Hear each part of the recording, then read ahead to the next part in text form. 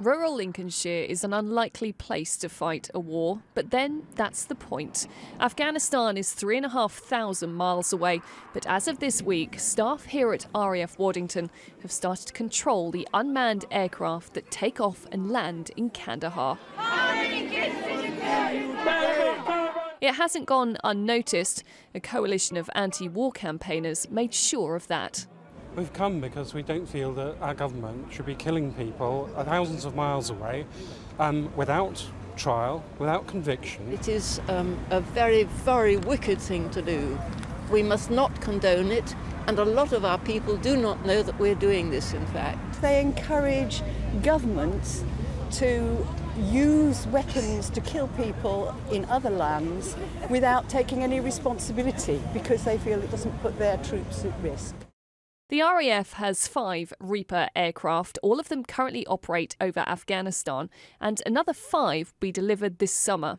They're designed to fly at medium to high altitudes, but can reach up to 50,000 feet. Since 2007, British drones have flown over 45,000 hours and have fired around 350 weapons.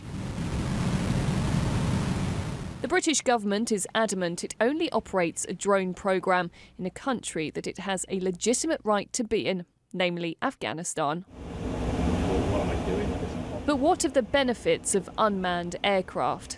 The space to assess the situation, the time to consider a response, for example, and all in a comfy chair, not at hundreds of miles per hour in a cramped and hot cockpit. Another large advantage is, we call it flying at 1G. You're sitting stationary in a box. Your head's not on fire, trying to work out where you are in the airspace, what time you have to be in a certain position. Very stable, considerably more levels of supervision. And again, that's deliberate because in an aircraft flying in Afghanistan or Iraq previously, you couldn't provide that level of supervision. It's impossible. But you can now with unmanned aircraft.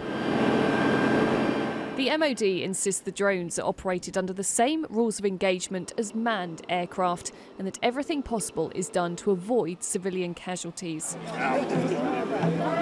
Here in Lincolnshire, they're unlikely to ever see the unmanned aircraft, but while the drone operators call this base home, the protesters will keep up their campaign. Rhiannon Mills, Sky News.